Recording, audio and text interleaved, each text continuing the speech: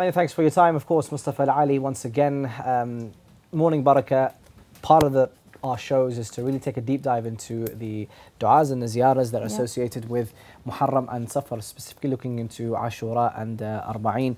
Of course, as always, we're joined by our esteemed guest, Ibrahim Al-Ansari. Assalamu alaikum. Alaikum assalam wa rahmatullah. How's everything today? All good? Alhamdulillah. Coffee in the morning, chai, tea? I don't go for coffee. I'm not a coffee fan. All right. Yeah, more of a chai fan. Just a tea, just a tea. Especially when it comes to the Iraqi tea and half of it is sugar. Yeah. Yeah, that's the kind of tea I like. Brilliant. Well, inshallah, we're looking after you at Morning Baraka. You have your mug, so we're all good. Brilliant. Zahra, I think we've gone through quite a lot now. Yeah, we have. We're getting towards the end of the series now, and essentially we've covered everything from Zeyarat Arba'een, Zeyarat Nahiya, which was quite an emotional episode.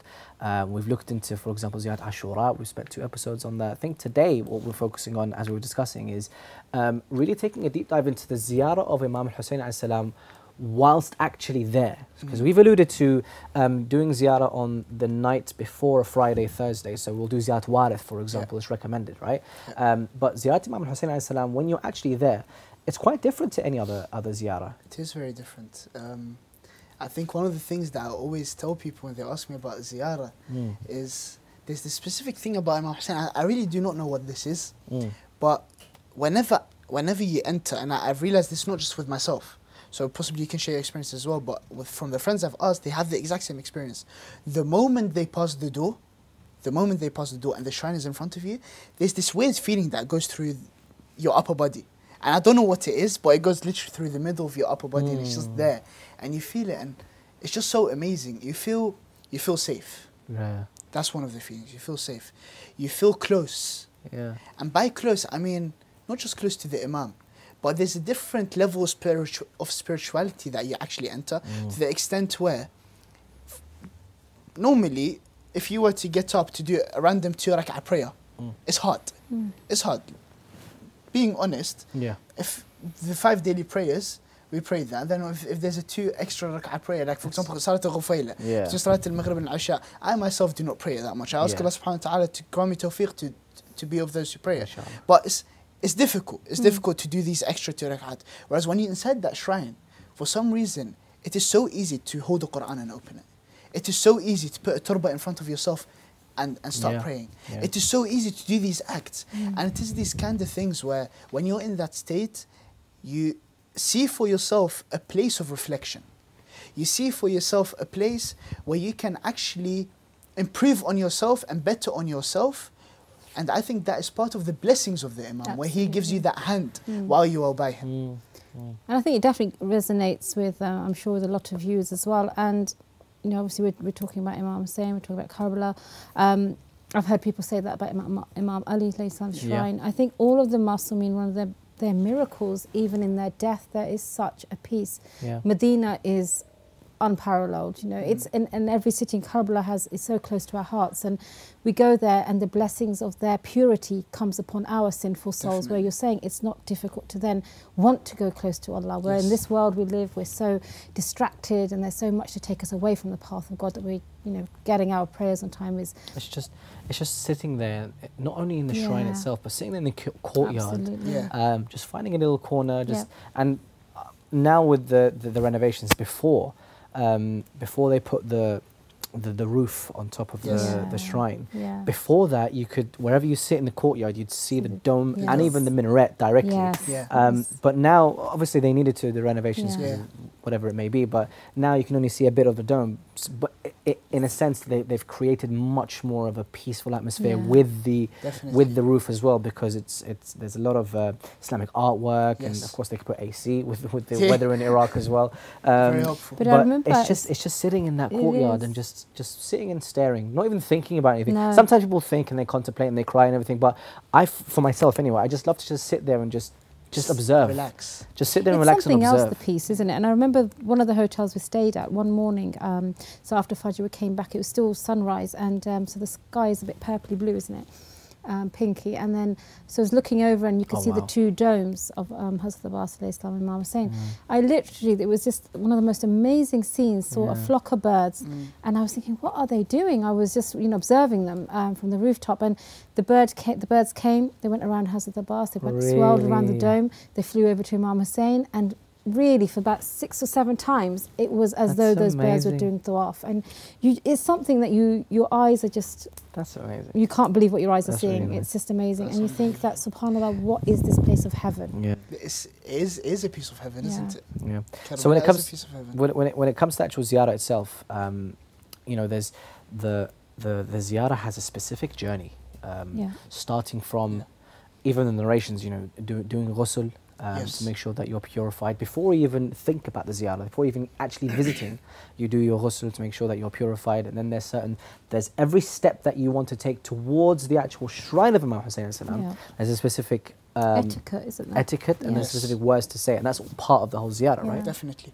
With the ziyarah of Imam Hussein alayhi salatu wasalam, a lot of the lessons that we take from the ziyarah, you see, one thing that we need to realize is, we mentioned in Ziyarat Ashura the wilayah of the infallibles and those who performed wilayah for them. Right? So we associate ourselves with the infallibles and those who associate with them. Therefore, with the true companions, the companions that truly showed love for the infallibles, we can take lessons from them. As for the etiquettes of the ziyarah, Jabir ibn Abdullah al-Ansari sets beautiful etiquettes of ziyarah. And we see that in the ziyarah of Arba'in, where he comes, while he is blind, he says to the servant that's with him, or his companion, whoever he is, and as in whoever he is according to the narrations, not belittling him, as in to the narrations. So some say his servant, some say he's his companion. And he goes, he says to him, take me to the river of Farat. He goes there and he washes his body, he performs ghusl. Then he puts on the purest of his clothes, and he puts on himself the most beautiful of scents. Meaning he wants to approach Imam Hussein in a clean way. Similarly, this is what we should do. So when we go for ziyarah, we make sure we are in appropriate clothing. There is no need for us to be wearing clothing that may be acceptable around friends, but you're going to visit the Imam. Of course, There's a different kind of clothing. It's respect, isn't it? It's respect to the Imam. Exactly. Not just clothing, you make sure that you're clean. Yes, we can have a game of football and then chill with our friends for a bit just before we go shower. That could be fine.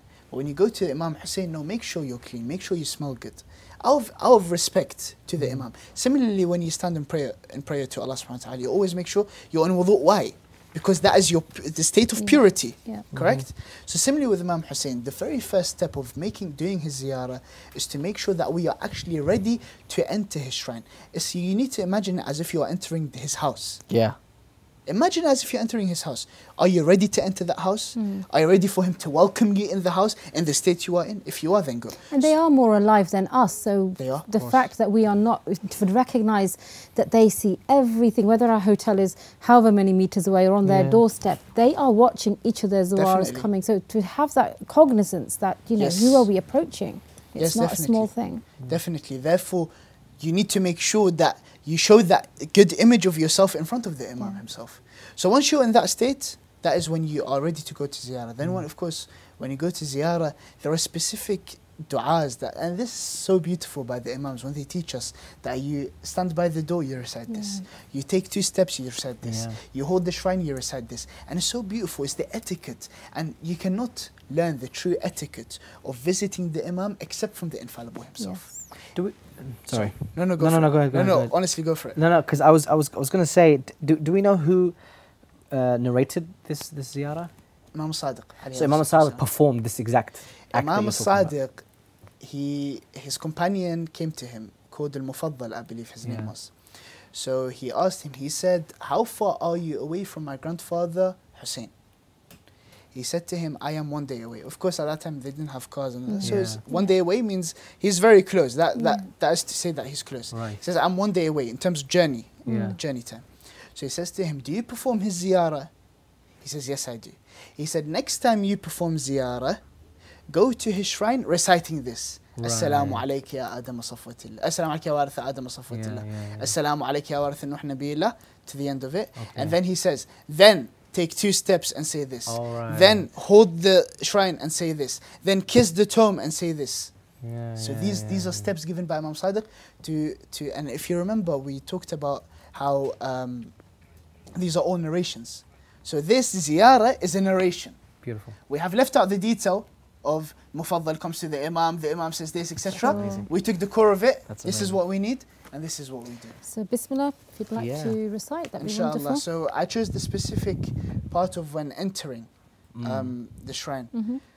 Say, بأبي أنت وأمي يا ابن رسول الله بأبي أنت وأمي يا أبا عبد الله لقد عظمت الرزية وجلت المصيبة بك علينا وعلى جميع أهل السماوات والأرض فلعن الله أمة أسرجت وألجمت وتهيأت لقتالك يا مولاي يا أبا عبد الله قصدت حرمك وأتيت إلى مشهدك أسأل الله بالشأن الذي لك عنده وبالمحل الذي لك لديه أن يصلي على محمد وآل محمد وأن يجعلني معكم في الدنيا والآخرة اللهم صل على محمد وآل محمد. And this, sorry. Yeah, so specifically it actually says قصدت حرمك. So I moved towards your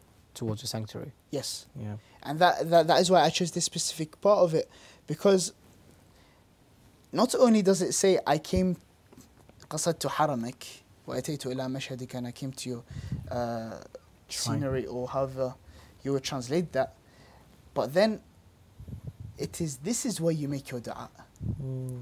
أسأل الله بالشأن الذي لك عنده. So once you've come to this place, and this is an amazing thing about the ziyarah of Imam Hussein. Imam Hussein alayhi salatu wassalam, he was given 3 things out of karama from Allah subhanahu wa ta'ala. His turba, the sand that comes from Karbala, there is shifa in it. The dua under his tomb is mustajab, and the third is the lineage of the Imams. These are the 3 karamat given to Imam. And specifically dua under the tomb of Imam Hussein, you are promised that it is mustajab. I'm going to just say, actually, somebody, I was quite taken aback. Somebody I know had a near-death experience, and he felt that his neck was being squeezed, and he saw the place of Imam Hussein, and that everyone is praying under the sort of golden dome and the tomb next to the tomb, and all of their hajat are being taken up by angels, and they're being taken up to the Imam for him to beseech Allah, say, please reward these people and accept. But and then alhamdulillah, the person survived, but it was something that really touched him, and it was quite scary, obviously, for that person. Of course, definitely. It just manifests what we're told, isn't it? That definitely. Nothing gets unheard there. So nothing, honestly, nothing. And and the thing is, it's a specific place where it is narrated by the feet of Imam Hussein, and that is where Ali al-Akbar is buried. That specific corner, and they've literally made it into a little corner. That specific corner, if you stand there, look up, you'll see you're directly under the dome. Really? Directly. And that is exactly what this place is referring to, where your dua is mustajab. And Imam al-Sadiq, he very beautifully teaches us a specific thing about dua here. So he says, أسأل الله بالشأن الذي لك عنده وبالمحل الذي لديك. So he says, I ask Allah with the status that you have with him. He doesn't ask for his hajj straight away. And yusalli ala Muhammad wa ali Muhammad. And that's very important. You always send your salutations to the Prophet and his family before you make your own dua, because that dua is never rejected. Therefore, when you start your dua with the salawat and you end your dua with the salawat, Allah would be too shy to not answer what is in the middle, inshaAllah. May Allah answer our du'as, inshaAllah. Thank you so much. It's actually amazing. I love the way, I just had an image in my head where Imam Hussein is just is just almost picking up all the hajat and then giving them to Allah subhanahu wa ta'ala, because essentially he's, you know, him and the infallibles are the rope towards Allah subhanahu wa ta'ala. So yeah, as you mentioned, you know, we pray to Allah subhanahu wa ta'ala to grant us the shafa'ah of Imam Hussein in the hereafter, and to allow us to be with him in this world and in the hereafter, inshallah. It's only through their mercy. And that's actually in Zeyarat Ashura as well, isn't it? Yes, it is. Yeah, in the last part of Zeyarat Ashura, we pray for that specific dua as well. So there's many similarities in the ziyaras of Imam Hussein, this being one of them. Yeah, thank you so much. That's all we have time for. Yeah. We have been told to. So thank you so much for your time, Ibrahim. Of course, in the next couple of episodes, we'll be looking into more of a deep dive into Sayyidah Zainab alayhi salam and Abu Fadl Abbas, looking into their specific ziyaras and how that compares to Imam al-Hussein alayhi salam. As for this show of Morning Baraka, in the next segment, we're looking actually from the streets of Karbala itself, the Zuwar of Imam Hussein alayhi salam, and after that, verses of love with myself. Stay tuned.